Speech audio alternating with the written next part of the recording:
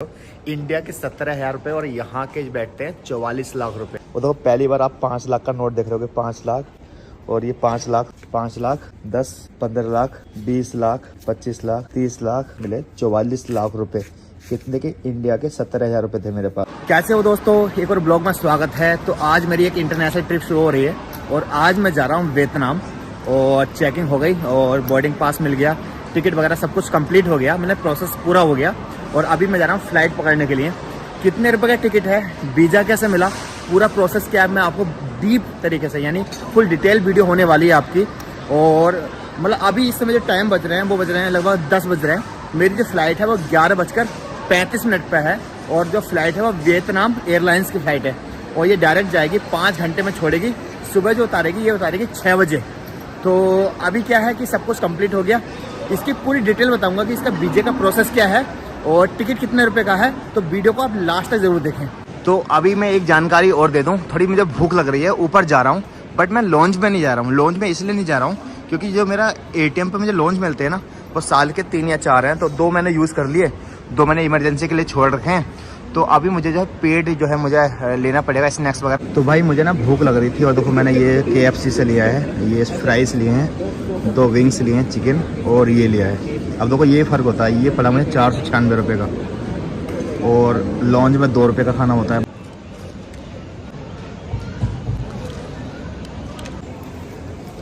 KFC का chicken ना मैं फर्स्ट टाइम ट्राई कर रहा हूँ। तो दोस्तों मैं एक बात बताऊँगा आपको, मैंने ये फर्स्ट टाइम जो है KFC का चिकन खाया था, बट ठीक है, बट मैं अलबैक वाला जो टेस्ट है ना भाई उसका तो तोड़ ही नहीं है भाई, कोई कंपेयर ही नहीं है। जबकि KFC का महंगा है बट अलबैक का सस्ता, लेकिन वो तोड़ ही नहीं है यार, अलबैक का यार बहुत अलग है। खैर दोस्तों अब मैं डिटेल बताता हूँ आपको कि अगर आप यहाँ पर आ रहे हो, मतलब अगर आप जो है वियतनाम जा रहे हो तो उसके लिए वीज़ा जो है वो इलेक्ट्रॉनिकल वीज़ा होता है और वो आप ऑनलाइन भी आप जो है कर सकते हो। 3 से 4 वर्किंग डेज में आपको वीज़ा मिल जाता है। फीस की बात करूँ तो 2000 के अंदर ही अंदर वो आपको जो है वीज़ा मिल जाता है।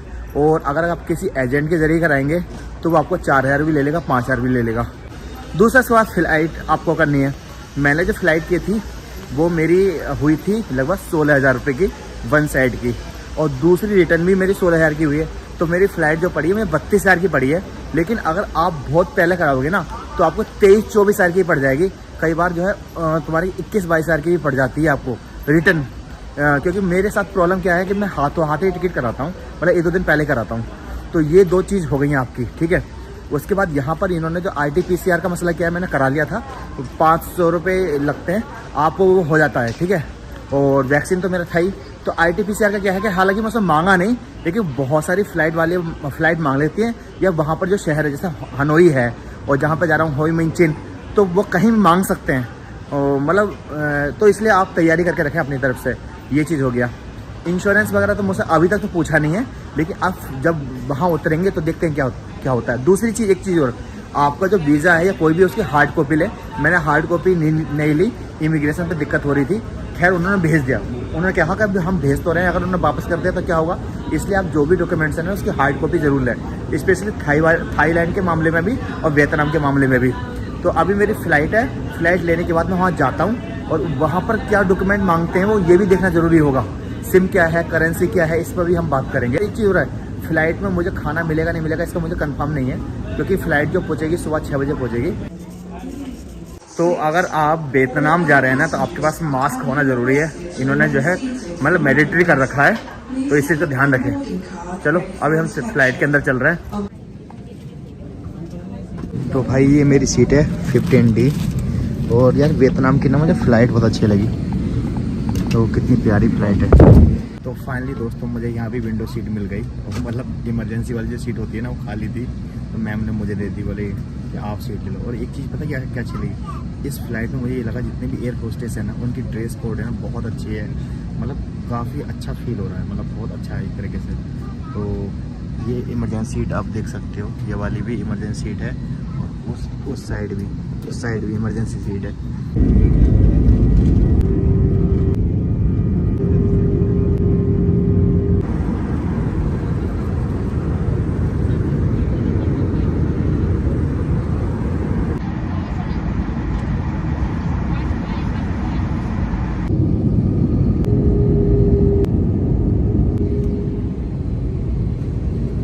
तो फाइनली दोस्तों मैं आ गया हूँ वियतनाम। और जैसे ही मैंने एंट्री की ना तो इमिग्रेशन पर दिक्कत हो गई।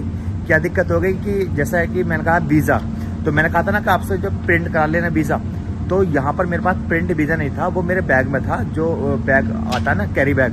तो क्या हुआ, जो ऑफिसर था इमिग्रेशन नंबर आया तो बोले आई डोंट केयर। तो मैंने कहा देयर इज़ नो नीड, इसकी कोई ज़रूरत नहीं है। बोले नहीं नहीं, गो गो गो गो, यहाँ से जाओ, गो फ्रॉम हियर। तो मैं गया वहाँ, फिर मैं थोड़ा देर परेशान हुआ। तो जब मैं इमिग्रेशन ऑफिस जो उनका स्टाफ होता है वहाँ पर गया, वीज़ा उस पर काउंटर पर गया, तो मैंने उनसे कहा सर वो जो अधिकारी हैं वो जो है वीज़े की कॉपी मांग रहे हैं, तो जबकि मेरे मोबाइल में है। तो बोले देयर इज़ नो नीड। मतलब सर मैं मानता हूँ लेकिन वो नहीं मान रहे, अधिकारी नहीं मान रहे। तो उन्होंने मुझे प्रिंट निकाल के दिया।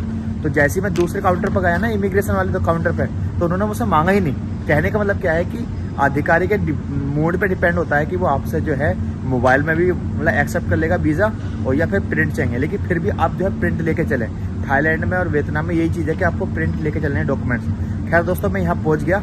तो ओवरऑल अगर डॉक्यूमेंट्स की बात करूँ तो आपको ई वीज़ा चाहिए, जो मेरा मिल गया। एक चीज़ और, मेरा जो वीज़ा था ये हनोई के लिए था।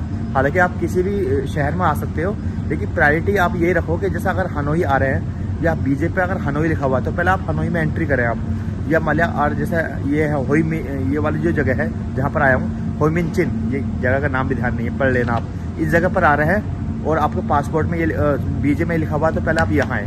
बाकी तो किसी भी शहर में आ सकते हैं, हालांकि कोई दिक्कत नहीं है, लेकिन फिर भी मैं सुविधा के लिए बता रहा हूँ। तो आपको वीज़ा चाहिए, उसके बाद आपकी जो फ्लाइट की टिकट चाहिए। इन्होंने मुझसे होटल वगैरह पूछा भी नहीं, ना ही इन्होंने मुझसे जो है तुम्हारे की RT-PCR का पूछा, लेकिन होटल भी आप करा के चलो, RT-PCR भी करा के चलो।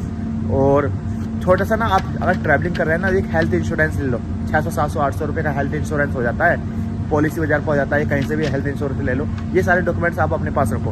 वैक्सीन अगर की तो दोनों डोज अपने पास रखो आप। तो ये डॉक्यूमेंट है जो मैं आ गया।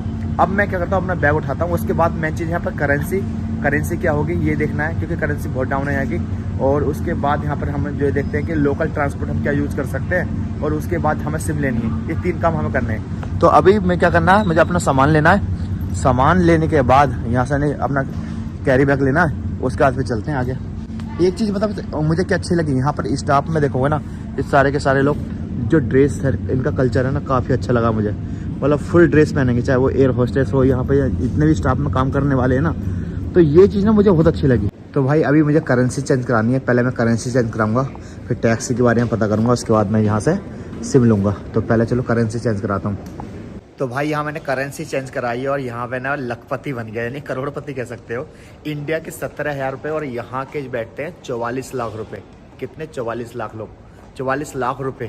वो देखो पहली बार आप 5 लाख का नोट देख रहे हो, 5 लाख, और ये 5 लाख, और ये देख रहे हो 2 लाख रुपये का। मैं दिखाता हूँ आपको, 5 लाख, 10, 15 लाख, 20 लाख, 25 लाख, 30 लाख, 30 लाख तुम्हारे की। इसके बाद ये है 31, 32, सॉरी हाँ 32 लाख, और ये को 50,000 का नोट, ये 50,000, ये 50,000, 50,000, 50,000, 50,000, ये देखो 1 लाख, 1 लाख, 1 लाख, 1 लाख, ये। और इसके बाद यहाँ पे आप देखोगे 2 लाख।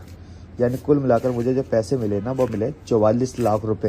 कितने के? इंडिया के 17,000 रुपये थे मेरे पास। तो यहाँ का जो करेंसी है वो ये है कि इंडिया का 1 रुपया और यहाँ के 285 रुपये। लेकिन भाई जिस तरह की यहाँ पर करेंसी है ना, उसी तरह का खर्च भी है। तो मुझे अब लेनी यहाँ पर सिम, और सिम पता करते हैं कितने रुपए की है, उसके बाद करते हैं टैक्सी। लेकिन भाई यहाँ आकर ना मैं देखो जो है लखपति बन गया। और मैं सोच रहा था इंडिया के 30,000 करेंसी चेंज कराऊँ, बट मना कर रहे थे, बोले इतनी मत कराओ। तो इंडिया के 30,000 करेंसी के बन रहे थे लगभग 85 लाख रुपये। कितने? 85 लाख रुपये भाई, देख लो इस तरह का हिसाब है यहाँ पे। तो भाई यहाँ से मैंने सिम ली है। सिम में मुझे अनलिमिटेड डाटा मिला है और अनलिमिटेड कॉल मिली है लोकल। भाई ऐसे पैसे जाते हैं, तो 5 लाख का नोट दे रहा हूँ मैं, प्लीज़ हैव दिस। और इन्होंने मुझे सिम दी है 3 लाख रुपए की, यानी इंडिया के बैठते 1050 रुपये। तो समझ लीजिए भाई जिस तरह की यहाँ पर करेंसी है ना, इस तरह का पैसा है। देखो 2 लाख का नोट मिला मुझे पहली बार, 3 लाख की सिम। तो ये इंडिया के होते हैं लगभग 1050 रुपये के आसपास। और ये unlimited call, unlimited thank you, thank you, thank you. भाई मैं तो खुश हो रहा था, 3 लाख रुपए ने एक झटके में चले गए। लेकिन यार अच्छा लगता है ना, देखने में भी अच्छा लगता है। खैर अभी हम बाहर जा रहे हैं और उसके बाद जो है फिर यहाँ पर हम टैक्सी वगैरह करेंगे। भाई यहाँ पे देखो कितने सिस्टमेटिक तरीके से लोग बैठे हुए हैं, सब लोग वेट कर रहे हैं अपने अपने साथी का। देखो यार मतलब ये ना मैंने यहाँ देखा, बाकी किसी भी एयरपोर्ट पर नहीं देखा कि लोग बिल्कुल तरीके से बैठ कर लोगों का वेट कर रहे हैं। तो भाई सारे काम हो गए। अब टैक्सी के लिए ना 2 एप्लीकेशन है। एक तो ग्रैब एप्लीकेशन है जो थाईलैंड में चलती थी, एक है गोजैक। तो मैंने गोजैक से ना मैंने बाइक मंगाई है, 8 किलोमीटर जाना है, तो उसके 47,000 डोम दिखा रहा है। तो जब इंडियन रुपीज़ में कन्वर्ट करोगे तो 170 रुपये के आसपास आ रहा है।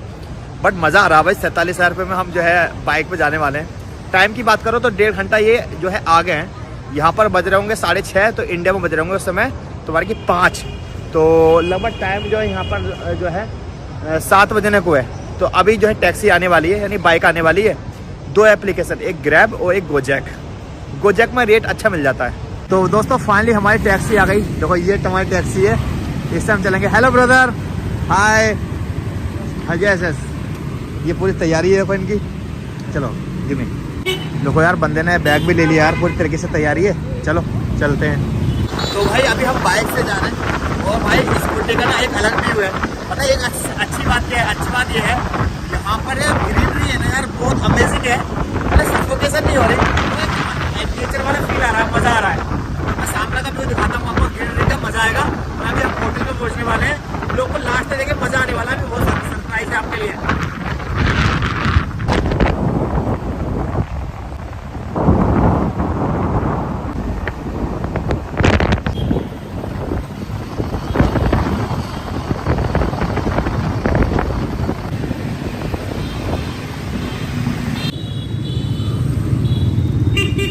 तो भाई ये हमारा होटल आ गया, होटल DDA, जहाँ पर मैं चेक इन करने वाला हूँ। तो भाई ये लो पैसे 50,000 भाई हुए 47,000 डोंग।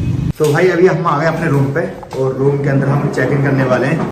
तो भाई ये हमारा रूम है अंदर से। अरे वाह, डबल बेड दिए इन्होंने, चलो ये अच्छा हो गया। तो भाई रूम तो ठीक ठाक है, बढ़िया है। और ये रूम का व्यू है। और यहाँ से कहाँ का व्यू आ रहा है? अच्छा वो नीचे का विंडो सीट दे दी इन्होंने, चलो बढ़िया यार, तो अच्छा हो गया। वो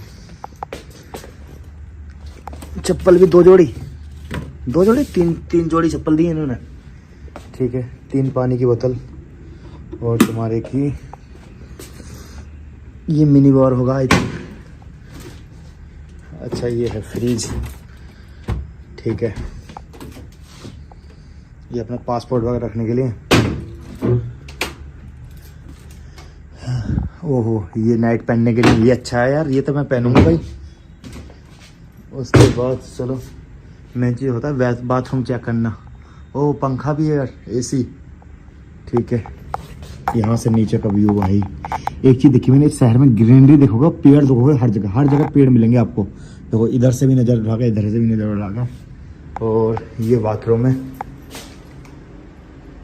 वो यार, बाथरूम भी बढ़िया है यार। ये मिला भाई, ओ भाई बेड टॉप मिल गया। अच्छा ये आई थिंक कोलगेट वगैरह, कोलगेट हो गया, कोलगेट। अब हर चीज़ 3 दे रहा है, 3 का सिस्टम क्या है? अच्छा कंघी, ये बढ़िया भाई। चलो वो भाई मतलब रूम तो भाई पसंद आ गया एक बार में, ठीक है। अब मैं बताता हूँ रूम कितने का मिला मुझे। तो दोस्तों अगर रूम के प्राइस की बात करूं तो ये मैंने 2 नाइट के लिए लिया है। और हुआ क्या था, चेक इन जो होती है वो लगभग 12 बजे होती है। ये बहुत सारी जगह में 2 बजे होती है शाम को, यानी दोपहर को 2 बजे होती है। बट मैं यहाँ आ गया था लगभग 7:30 बजे, तो चेक इन देने नहीं रहे थे, तो फिर मुझे एक्स्ट्रा पैसे देने पड़े।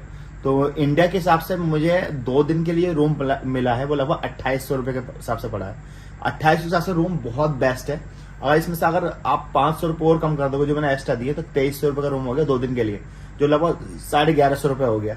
अगर यहाँ की करेंसी की मैं बात करूँ तो लगभग 8 लाख रुपए मैंने इनको दिए हैं। और 8 लाख का रूम देख लो हमने लिया है, 8 लाख का रूम हमने लिया है जिंदगी में, इतना महंगा भाई। बट दोस्तों ओवरऑल मजा आया और यहाँ की ग्रीनरी काफी अच्छी है। यहाँ पर बहुत कुछ है हिस्टोरिकल दिखाने के लिए आपको, और आई होप इस सीरीज को आप बहुत प्यार देंगे। एक चीज और, कॉन्ग्रेचुलेशन बोलो मुझे कि ये मेरी 10वीं कंट्री। मैंने सोचा नहीं था कि 10 कंट्री इतनी आसानी से मैं कर लूंगा। सब आपके प्यार की वजह से पॉसिबल हो पाया। कहते हैं ना, जिद होना जरूरी है जिंदगी में।